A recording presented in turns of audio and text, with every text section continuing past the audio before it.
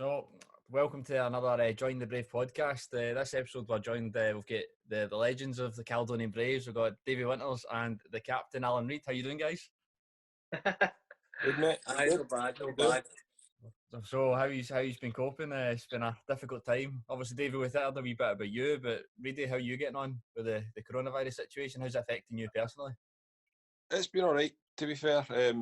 My work have been working from home for about a couple of weeks now, so they've got everything in place. So it's just trying to manage the kids and the wife, and I think she's just a bit strangling me. But other than that, we're all good. It's been absolutely fine. I think it's just the interacting with the players and stuff. Like as I said earlier on, like it's getting that banter in the changing room, stuff like that. But you're kind of missing that. You're only getting the kind of group chats and stuff. But Not the same. aye, that is what it is. Because we should be there now. We should be Alliance Park right now. Just starting training, and it's crazy that we're not, and we're sitting here talking over like video conferencing and stuff. Is weird, but I think, like you said, we'll get through eventually. And I think it might be a good thing for us all, and we might all get closer with our families again and stuff like that. We're all going to get good with technology using this Zoom. Everyone's using this for the video conference and stuff, So there's kind of positives from it, but it's a weird time. But Davey, obviously you've kind of mentioned that a wee bit, but like how are you kind of getting on now? It's been a couple of weeks since your last update. I'm alright, mate. I'm just I'm working every day, so I'm doing deliveries, so I'm out all the time. We just got told there and all that we've just took care of Morrison's food deliveries, so we're going to be delivering everybody's food as well. That's good that you're kind of keeping busy as well, because like I'm the same with you every day, just working from home, and it's just it's a strange kind of atmosphere. Like you don't feel like you're at work. I don't know if you feel the same. Nah, definitely, mate. It's a bit surreal. Like we've got the option to do it like now and again, but having to do it full time it's a hard one. You need to get the house. You need you need to speak to people, like different people as well, and it's just it's hard to go about. But looking at the football side, how do you think the season should finish, guys? Like thinking about us first, like obviously we're in a position that if the league finished today, it won't really affect us because we weren't going to go for the title in the end, and we weren't going to get relegated. But how do you think it should finish? Reedy, you go first, mate. I think I don't know. It's a hard one, because obviously look at Kelty and Bonnyrigg up the top fighting for that promotion. If the league's just to end with no further games, then who wins it? Like, obviously it's still winnable with both of them. So obviously Kelty are in front. So do you say they just go automatically up? And I don't know. Like the points gap is not huge, but you got to look at the bottom, because if they'll leave them, they were getting themselves back into it. They've got a couple of games in hand, and if that was us, we wouldn't want to bring them down with a few. Like we've got 4 games to go. We wouldn't want that. So it's a hard situation. You can't finish a season with games left. It's not a true reflection on the full season. So, but I can see the point where there's like Dundee United, for instance, they're so far ahead. But on the flip side of that, at the bottom of that league, it's tight. So how do you decide? I honestly don't know what will happen. But as you say, it's not really affecting us. We could potentially beat a points total for last season, but other than that, we're kind of stuck where we are. We're can't go up, can't go down. So it's kind of difficult. But David, there's kind of been some theories going about saying like, why don't you promote the top 2 teams? Expand the leagues. Do you think that would work? Obviously, you've played in all the leagues in Scotland. How do you think that would work? Like revamping it? I don't know. Something needs to be done anyway. But you can't keep anyone happy. I think someone will be unhappy. I know. The way the things are going now, it seems to be getting worse and worse in the UK. We're locking down even more and more. So to see this season getting finished at all before, like, I don't know, July time is very optimistic, I think. So a decision will need to be made soon on what they're going to do with everybody regarding their positions, if they're going to win the leagues or if they're not, because you can't let it go on and then it'll go into next season. But personally, because of the situation, I would just void the league. I know a lot of people spent a lot of money to win leagues and to stay up, but it's absolutely mental the situation we're in. But you just need to just adapt and just go with what's the best option. And I think restarting it would just that's probably your best bet. Yeah, it'll be difficult for like whoever's going to have to decide for leagues, but it's not a nice situation. I heard something the other day about talking about some kind of experienced players like yourselves. Like I don't know what you were thinking about ending your careers in the near future, but imagine you're wanting to retire this season. Would you think you would think about it again because of how it's ending? It's kind of a different you're kind of ending it anticlimactically. Yeah, it's just it's unplanned, you know what I mean? So I was thinking about that the other day, actually. I was like, imagine that's just my football career ended. It could be actually football ended for the next couple of years. You know what I mean? You never know, because don't know how long this epidemic's going to go on. So it's a bit, it's just definitely weird. But like Reid was saying about getting in and getting the banter with the boys, training every day, interacting with people, it's just, but to have that took away and now basically all I'm doing is just going to work and coming home, and it's all right for me because I get to speak to people and work and stuff. But for my wife and my two boys, my wife's like, maybe the boys are driving a bit mental already, and if I was there, I'd be in the same boat. But I just get a wee bit of release by going to work. But in football terms, it's like I'm definitely missing it. Aye. Well, let's like move on to a bit happier things and move away from the pandemic at the moment. But see, thinking about the Braves, Reid, we'll go with you first. Do you think it's been better than you expected before you came in? Like from when you met with Ricky and he told you about the club, has it kind of exceeded your expectations? Aye, well, when I met with Gaffer in the summer, he spoke so well about the club and kind of the ambition and stuff and how things would go. But I've had loads of the kind of talks with managers through the summers and stuff, and 9 times out of 10 it turns out to be bullshit, if I'm honest. But Gaffer's totally backed it up. The club are up and coming, and Chris is obviously putting things in place. Obviously the new stadium and stuff, and the changing rooms and all the other stuff he's put in place. So he is an ambitious guy, and he wants us to get through these leagues. So it's definitely been great for me. I've enjoyed it. So Gaffer's more than lived up to his word. Yeah, what were you, Dave? Are you the same? Is it kind of exceeded your expectations, or is it what you thought you were going to come into? Sort of echoing Reid there. Everything the gaffer says, he was going to do, the style of play he was going to play, the revamping of the changing rooms, the facilities and everything is all credit to him and Chris for getting it over the line for the first game of the season. And there was a big crowd there in that as well, so it was brilliant. But in terms of his style of play, he's attacking football, and that's the main reason why I came to Caledonia Braves in the first place, is because the way he spoke about actually playing football. So I was just like, that's right up my street. And the players that he actually signed are designed for that style of play as well. So it's very enjoyable. Together, aye. Well, like you both mentioned the gaffer there, and I did another podcast with some of the younger boys and was asking about how important he's been for them because they're young and like their kind of progression. But for you as experienced players, how is he still just as important? I think so. He, not just his style of play, because like David mentioned, that also attracted me as well. You want to get the ball down, you want to play attacking football. You don't want to be launching the balls in channels and playing off second balls and stuff. I mean, you want to go play, you want to go enjoy yourself. So that aspect has been great. His training for me has been top notch, especially at the start of the season we had Colin as well. For me, the training was great. So he's been good for me, especially with the training and stuff, and even just kind of the whole captaincy kind of role I've got. Just give me pointers and stuff like that and advice. So for me, he's been absolutely brilliant. Was that good for you? Like, because you got appointed captain quite early on after coming in. Was that like, have you been at Rovers? Were you kind of one of the leaders towards the end of your career, or has this kind of been your first kind of main role? Was it? No, I've not been a club captain before. It was a bit surreal, to be honest. I didn't expect it. I knew I would be one of the experienced boys coming in, but I honestly didn't expect to get the captaincy. But it's obviously a huge honour and one that I take pride in. Yeah, Davey, like thinking about the gaffer, obviously you're going through your coaching badges at the moment. Is that the biggest thing the gaffer's been good for you with, like helping you along with that? The gaffer does well. He's got most of his badges anyway, if not them all. But just if I've got any questions of that regarding coaching, or if I need players to do a few drills where he lets me take the first team's sort of start to the session to get them going, be passing drill or whatever. But all in all, it's good. It's good.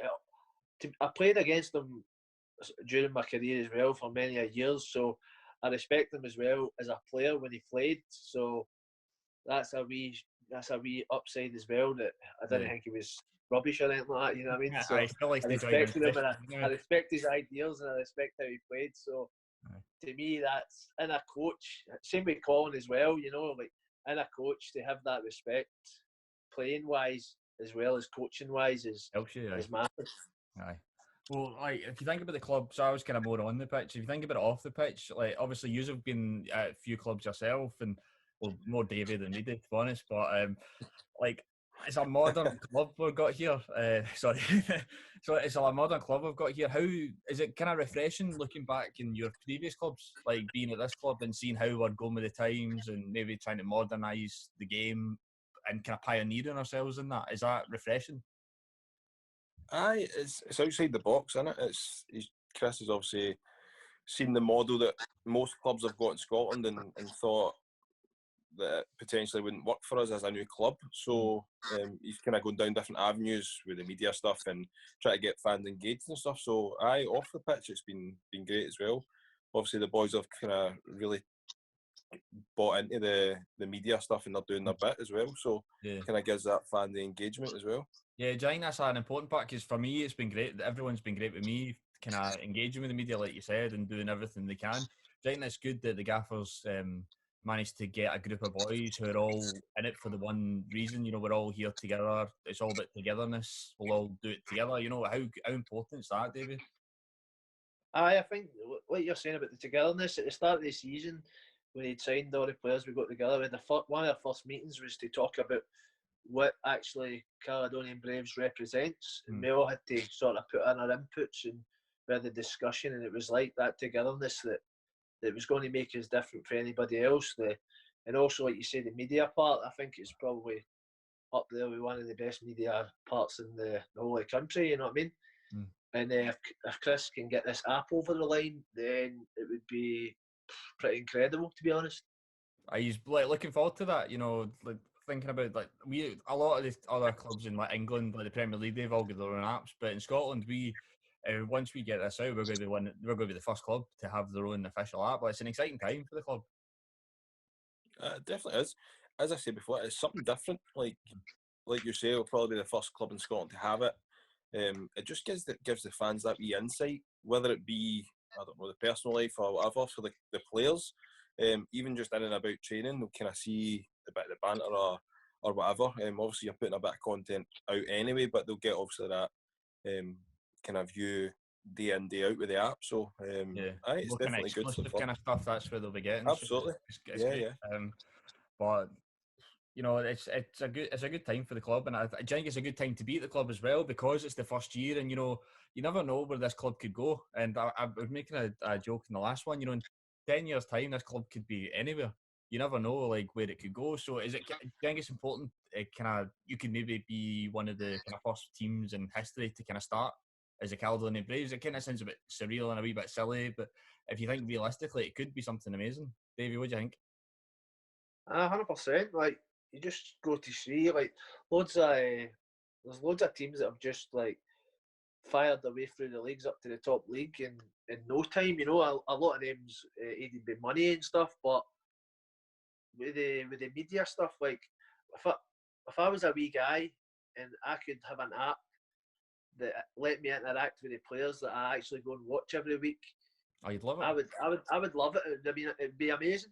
It would be amazing, and if you can do that, and then attracts wee guys or wee girls, speak to their friends, mums and dads speak to each other, like, hey, download this app and see if you can, then that will attract more people to come to their games, which in turn, more revenue, more money, and then you never know what could happen for there. Yeah, it's just something we all hope kind of comes together. But like I said, it's just the togetherness of this club and the players and the staff, all the way from, you know, Chris at the top all the way down. It's been great. So I think like we can only kind of get better from that. But we'll move on. I set you guys a couple of questions earlier, isolation kind of styled. So let's see what he's kind of come up with. So Davey, you can go first. If you had to choose 2 players, so this could be past, present, it could be Braves players, it can be your idols when you're growing up, who would you want to be isolated with? Considering you have to stay, what is a 2 metre government regulation from each other, you know, you can't. But right, okay. Right, well, I'm probably thinking right outside the box, right, because I don't know if they speak English, but if they could speak English, right, with a translator or something, I'd have Ronaldinho and R9 Ronaldo. Right, just for the fact that we could just play 2-touch and heat the tennis, and then Ronaldo would just get drunk and just tell a couple of stories, and it'd be awesome. so that's it. I think that'd be great as well. You know, get a wee bit of samba football going. You know, change your style a wee bit, Davey. Exactly. What about you, Reid? Who's your choices? Who would you go for? Mine was absolutely nowhere near as exotic. I was going with Sinky and Davy Wince, to be honest. Get some cards in a go and even play 2-touch, whatever. Not great standard. Not quite, mate. But I was thinking about Roscoe, but Roscoe's too depressing. When you don't want that. He'll bring the Meralda. The Meralda would be low with Roscoe. Oh, he's moaning, but nah. So I'll go with Davy and Sinks. Davy Sinks, bad. So the next one was if you had to choose any game, so it could be one you played in, one you watched, you know, anything, one you'd been at. If you had to choose any game and you had to watch it relentlessly because there's no live football anymore, what game would you choose? Reid, you go first. So for me, the one that sticks out is the Champions League final, Liverpool and Istanbul. Okay, right. Absolute unreal. Sorry, Dave. Unreal comeback, and watching the game, Gerrard basically dragged the team through, managed to come back, and then obviously they go on and win it, which is ridiculous if you ask me. Like, it's some feat, especially against an absolute phenomenal AC Milan side. You look at the squad they had; it was unreal. So for them to do that, and if you look at Liverpool's squad in that game, it wasn't as great. Like, it's probably a kind of mediocre Liverpool side. But it might have been that togetherness and stuff to get them back in. But what a result! So it'd probably be that one for me. Aye, that's a good one. You could watch that back over and over again. You'd still be shocked, I think, by the outcome. You know. But Davey, what's yours? I think that's the one I had done. But you gotta go for another one. I could watch any football over and over again as long as there's goals in it. Excitement. There's loads of. I like the ones where the comebacks, like the Barcelona coming back against PSG, where you actually don't believe it's possible. And the Liverpool last season with Barca, just these sort of games just make you think that anything's possible in football. And I could just watch it over and over. Even the Aguero instance, when you're like, they've blew the league, it's the 92nd minute, they're 1-0 down, bang, bang, goal, away with the league. Just that was awesome, mate. I could watch it any game. As long as there's goals. Can you watch 0-0s back? No, of course not. I'll watch 0-0s, mate. I'll take on a defending, that's fine.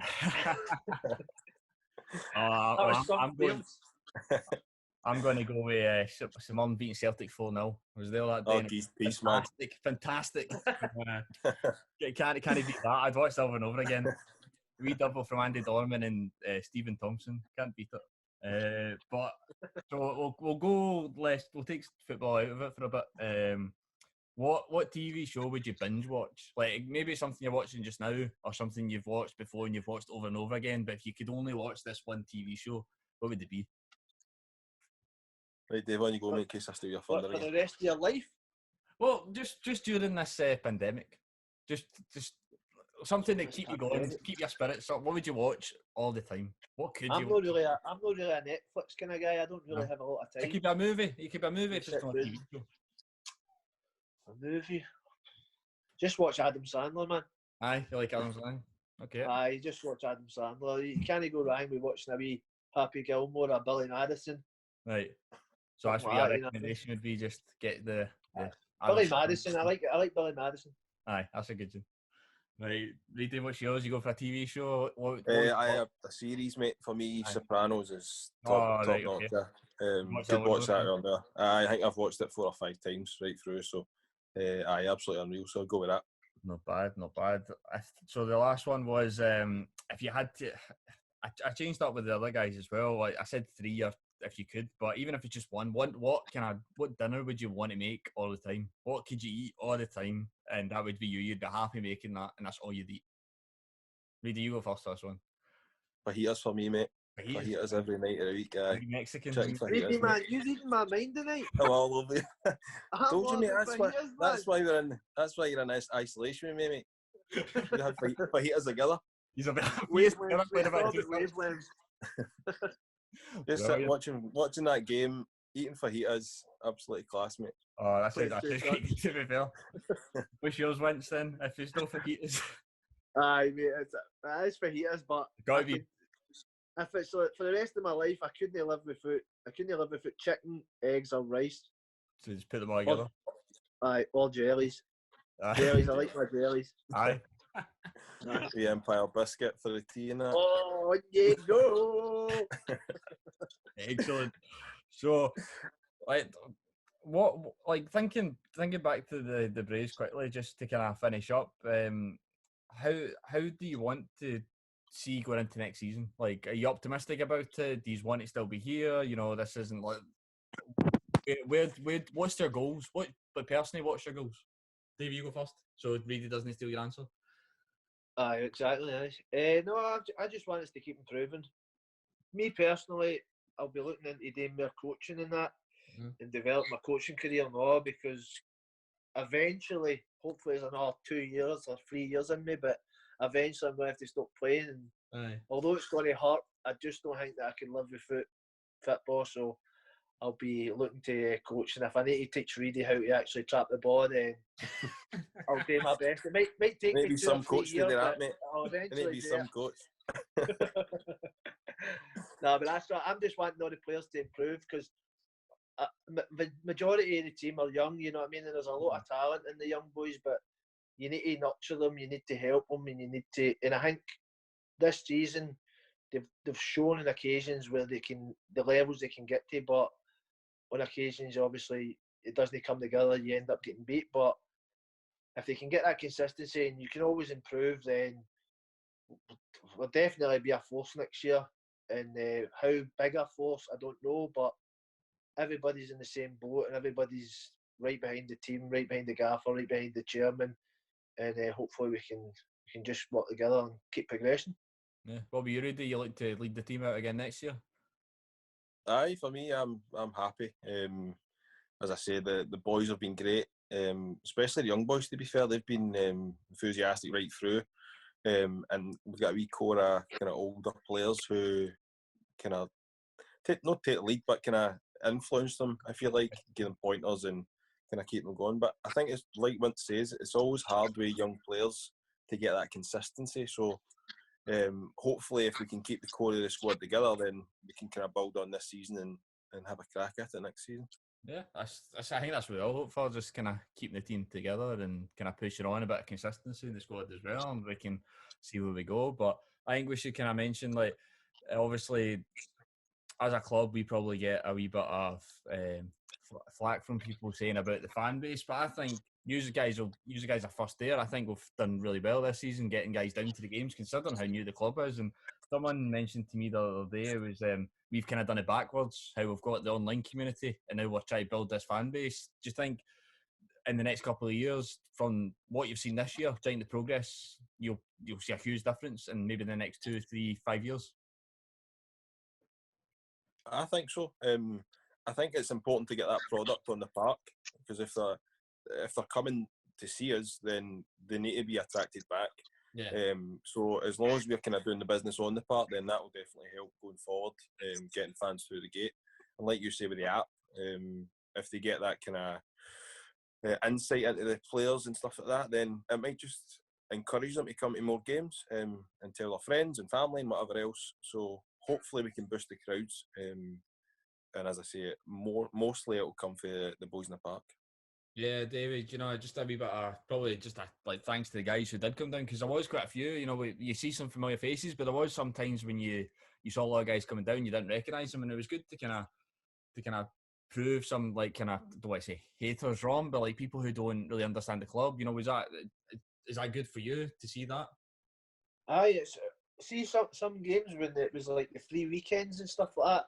And we done if you've got a season ticket at Motherwell or Hamilton or that, then come to our games. There was actually people coming. There was more and more people coming. Some faces you didn't see, but like Reid says, if they come to our game and it's a 0-0 and it's boring or whatever, if we just lump the ball, then they'll be like, I'm not going there again. But if we play some attacking stuff, and if it's a 4-3 or a 5 each on occasions that we've done that this season, but it's definitely, you see goals at our games, so long may that continue, and if we can shut up at the back, and then we can attract more and more fans, I think, because like you were saying earlier about the app, it's going to be the next generation. We're the next generation club, so it's going to be the next generation of fans that we're predominantly looking for to attract. So getting in schools, kids talking to each other, making their mums and dads come down, then their mums and dads come down, and they feel the family sort of core of the club, that we're all down to earth, we're all in it together, and maybe they can feel that they can become part of that club and then just build for there. Yeah, that's a good way to kind of finish up, I think. Hopefully we can do all that, and next season just push on, see how far we can get with the club. But thanks very much, guys, for coming on, and hopefully we'll have another good chat soon, and hopefully we'll be back at Alliance Park soon, and back playing football, back training, just anything. It would be good, but hopefully that'll happen soon. But thanks for coming on, guys, and thanks to everyone that's listened in as well. And hopefully it's gave you a good insight to the boys and how they're kind of coping at the moment. But all the best, and we'll have another one of these out soon. So cheers, guys. Cheers, guys. Stay safe. Cheers. Cheers.